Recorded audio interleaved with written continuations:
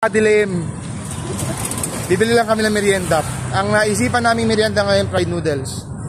May kasama ako. Mantanga, di ba? Ba't kasi hilig mo sumama? So yun, naglalakad lang kami kasi malapit lang naman yung bilihan. Bango ng tinapay. Doon lang. Doon. Liliko pa tayo sa kabila. Nakakapalang ano kayo. So yun.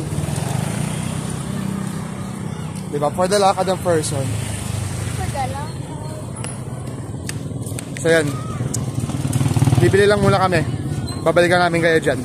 Kadilim, nandito na tayo sa bilihan ng fried noodles. St. Luke's.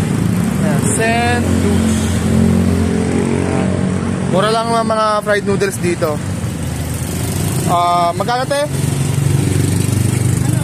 50 pesos. May kasama ng dalawang siomay. Solid yun.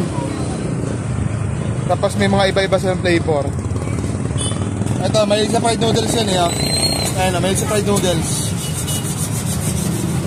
Yan, diba? Simple lang merienda. Balik ako kayo mamaya. Ba't na nagreklamo ko kung babalik ako mamaya? Siyempre, puputol-putulin mo yung video para, siyempre, pagkatapos mong maglakad papunta, tapos habang bumibili ka, siyempre, pagka nakabili ka na, maglakad ka sa pauwi sa bahay, ba na bagong video? Hindi ka talaga nag-iisip ka eh. Parang hindi ka. Ba't di ka nag-iisip? Parang hindi ka nag-grade 2. Kasi siyempre, magbibideo pa tayo mamaya. Para sayang minutes. Sayang minutes, sayang din story. Bastos ka. Oh! So, ayun. Nakabili na kami ng fried noodles. Mapabangga pa ako. Ayun siya, oh. So, ayun.